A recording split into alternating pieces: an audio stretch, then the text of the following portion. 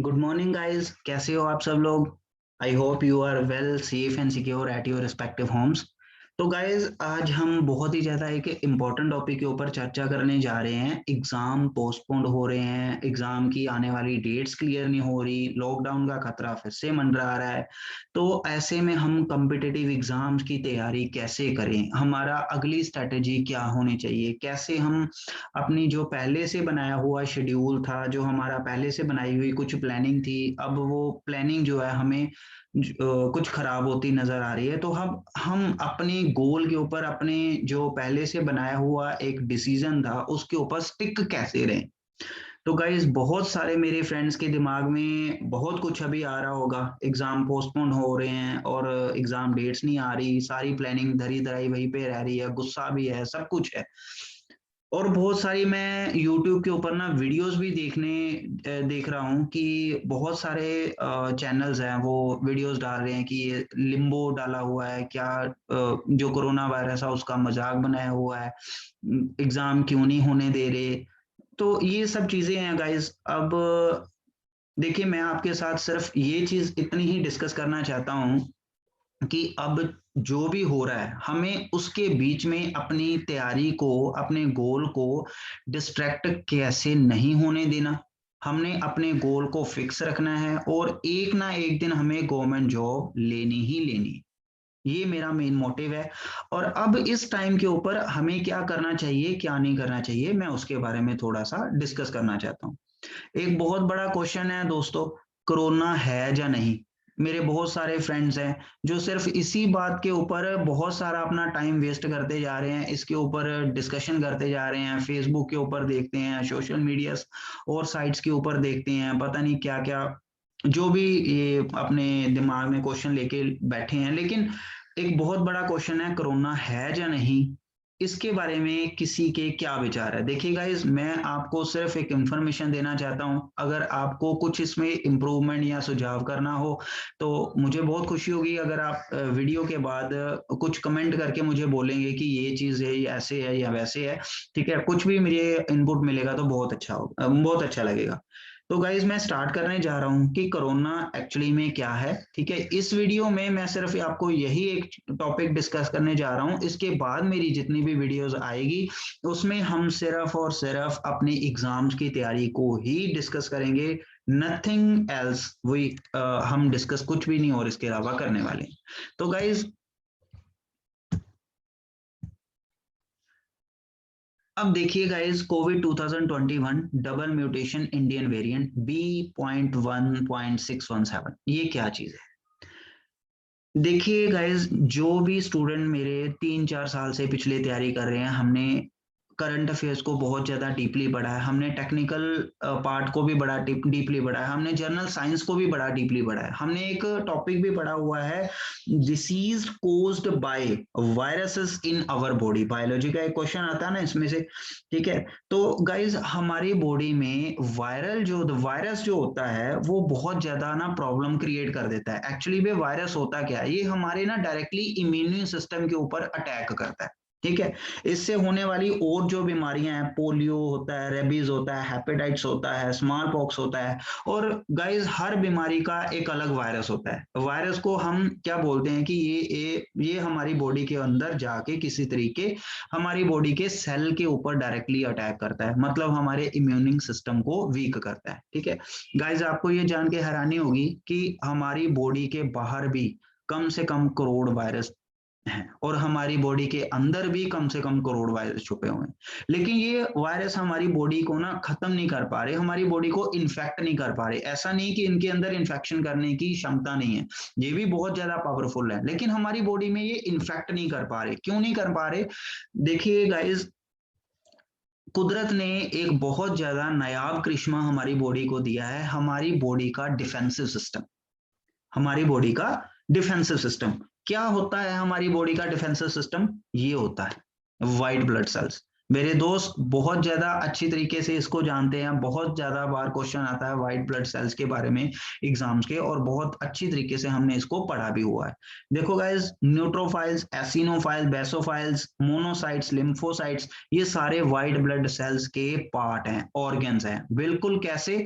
जैसे हमारी ministry of defence ने सीआरपीएफ बनाई, बीएसएफ बनाई, आर्मी बनाई, नेवी बनाई, एयरफोर्स बनाई, और उनका उनका रिस्पेक्टिव अलग अलग काम दिया कि अगर कोई लैंड के थ्रू इंटरनेशनल बाउंड्री के ऊपर अटैक करता है तो बीएसएफ उसको हैंडल करेगी। अगर बीएसएफ नहीं हैंडल कर पा रही है तो आर्मी वहां पे सपोर्ट करेगी। अगर आर्मी से भी नहीं हैंडल हो पा रहा तो एयरफोर्स सपोर्ट करेगी। और अगर समुद्री मार्ग से हमारी कंट्री के ऊपर कोई खतरा मंडराता है तो उनके लिए फिर हमारी इंडियन नेवी है। ठीक है, तो ऐसे ही दोस्तों ये व्हाइट ब्लड सेल्स होते हैं हमारी ब्लड के अंदर, ये सेल पड़े होते हैं।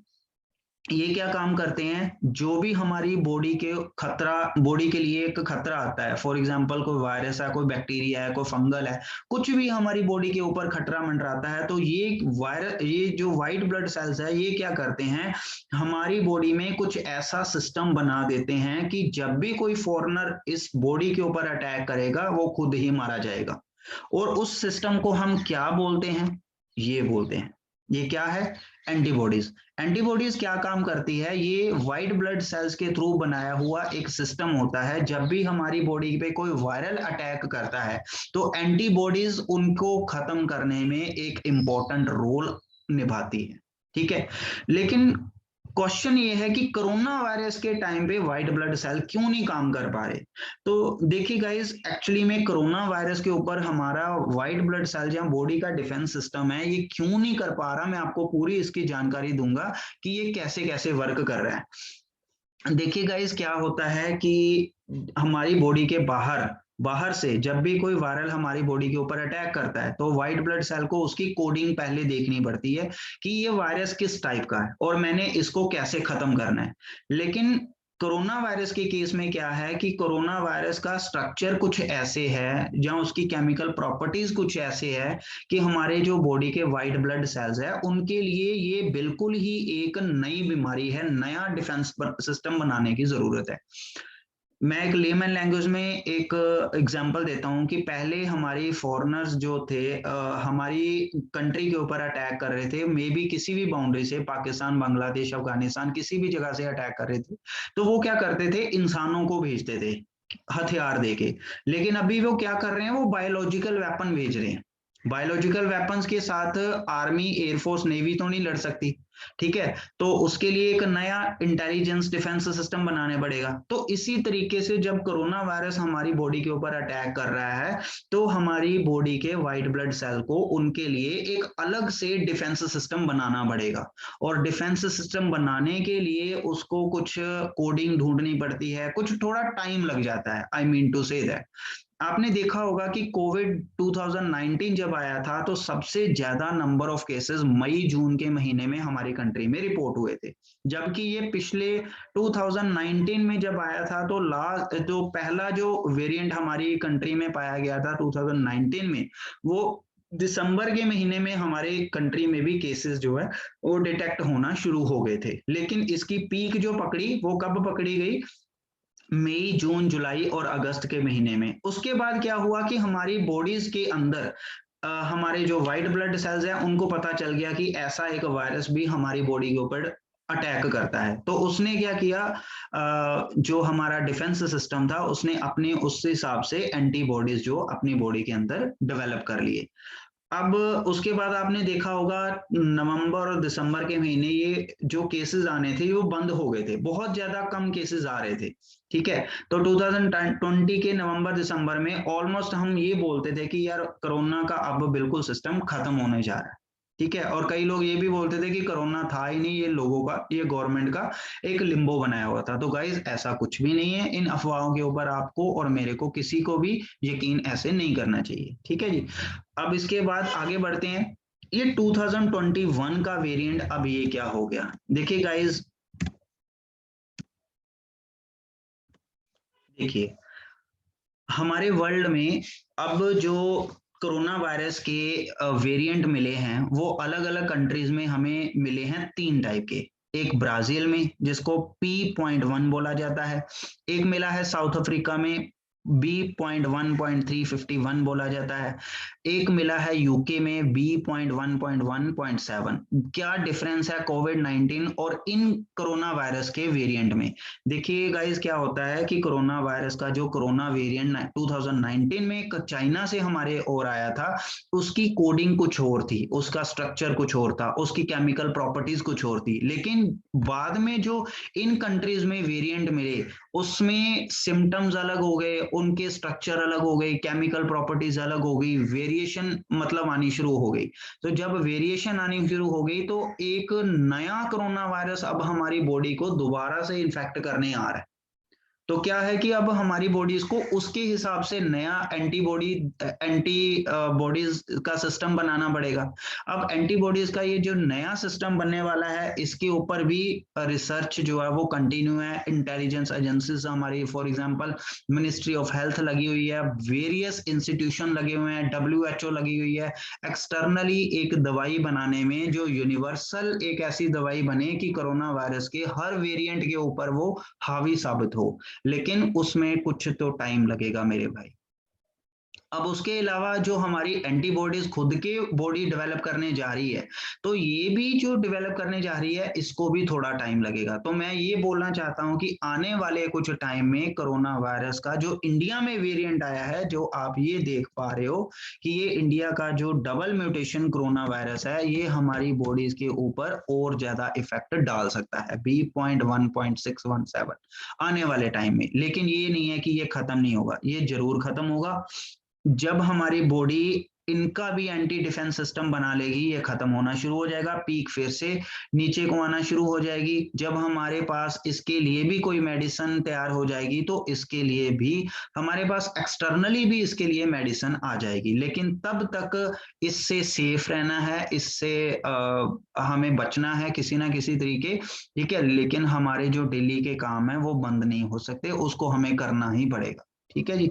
तो अब नेक्स्ट मैं क्या बताने वाला हूं आपको, देखिए इम्यून सिस्टम और जो हमारा कोरोना है, उसको अब कैसे स्ट्रॉन्ग रखा जा सकता है। हमारी जो बॉडी है ये अपने आप एंटीबॉडीज बना लेगी, बहुत जल्दी बना लेगी।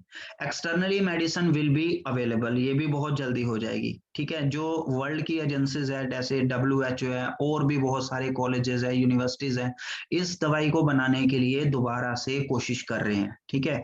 लेकिन जब तक ये चीजें नहीं आ जाती, तब तक के लिए टेस्टिंग एंड प्रिकॉशंस जो है, ये सबसे ज्यादा इफेक्टिव वेज है इस बीमारी को रोकने के लिए। तो गाइज, मैं आपको इन नटशेल और शॉर्ट में अब इतना ही बताना चाहूंगा कि ये जो वेरिएंट अब इंडिया में आया हुआ है, डबल म्यूटेशन वेरिएंट, जो कोविड 2019 था उससे एक डिफरेंट वर्जन है। ये वो बीमारी वही है, लेकिन बीमारी का जो हम बोल सकते हैं कि स्ट्रक्चर है वो चेंज हो चुका है। सिम्टम्स भी अलग आ रहे हैं। कोविड पेशेंट्स को कई बार डिटेक्शन में भी प्रॉब्लम हो रही है, क्योंकि मशीनें भी सही तरीके से कई बार वर्क नहीं कर रही है। तो इसमें हम अब क्या कर सकते हैं, फिलहाल जो गवर्नमेंट स्टेप उठाने जा रही है एग्जाम पोस्टपोन का, देखिए अगर हम बोलें गाइस कि मैं 18 साल का हूँ, मेरी उम्र 20 साल है, मेरी 22 साल है, और मेरा इम्यून सिस्टम बहुत स्ट्रांग है। देखिए गाइस, कोई भी मशीन हमारे पास ऐसी नहीं है जो हमारा इम्यून सिस्टम जज कर सकती है कि हम कितने का स्ट्रांग है इंटरनली। एक 80 साल के ओल्ड एज पर्सन को भी कोविड से बचाया जा सकता है, और एक 18 साल के जो टीनेज बच्चे हैं उसकी भी डेथ हो सकती है।